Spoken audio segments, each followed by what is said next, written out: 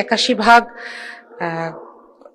ভর্তুকি দিতে হয়েছে এমন কিছু বিদ্যুৎ কেন্দ্রের জন্য যেগুলো আসলে কাজ করছে না, এটাকে আমরা ক্যাপাসিটি চার্জ বলে থাকি। তো এবারে আগামী অর্থ বছরের জন্য এই ব্যাপারে সুনির্দিষ্ট কোনো পরিকল্পনা আছে কিনা, কারণ যখনই দাম বাড়ানোর ব্যাপারে আমরা প্রশ্ন করি আমরা শুনি যে এখানে খরচ বেড়ে যাচ্ছে, অথচ এই ভর্তুকি এবং খরচ বেশিরভাগ খরচ হচ্ছে ক্যাপাসিটি চার্জে। সুতরাং এখানে সরকারের আগামী অর্থ বছরে এটার জন্য কোনো সুনির্দিষ্ট পরিকল্পনা আছে কিনা এটা জানতে চাই।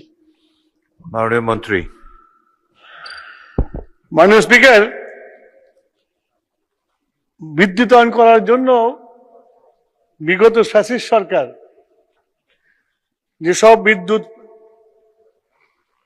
প্রাইভেট কোম্পানিকে দিয়েছিল তাদের সাথে যে এগ্রিমেন্ট করেছিল সেই এগ্রিমেন্টে সবরিন গ্যারান্টি দেওয়া চায়।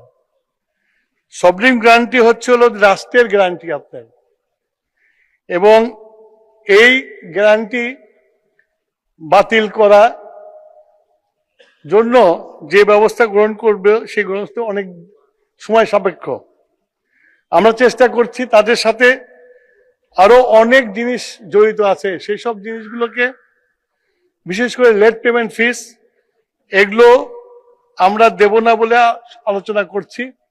আশা করি সেটা আমরা ফলপ্রসূ আলোচনা করতে পারবো।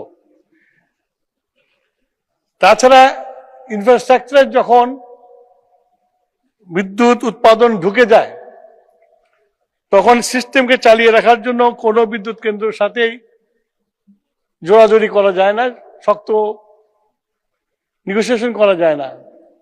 সেই জন্য যতদিন পর্যন্ত এদের সাথে চুক্তি আছে আমরা চেষ্টা করব যাতে বিদ্যুতের দাম কমিয়ে নিয়ে আসা যায় এবং সহজ মূল্যে বিদ্যুৎ দেওয়া যায়। এর সাথে আরেকটা জিনিস যোগ হয়েছে,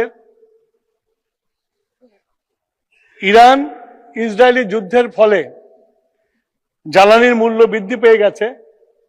জ্বালানি মূল্য বৃদ্ধি পাওয়ার ফলে আমাদেরকে মাঝে মাঝে এই ভর্তুকি কমানোর জন্য বিদ্যুতের দামের সাথে সম্মিলন করতে হয়, সেই জন্য বিদ্যুতের দাম বাড়ে। মাননীয় স্পিকার, আপনাকে ধন্যবাদ।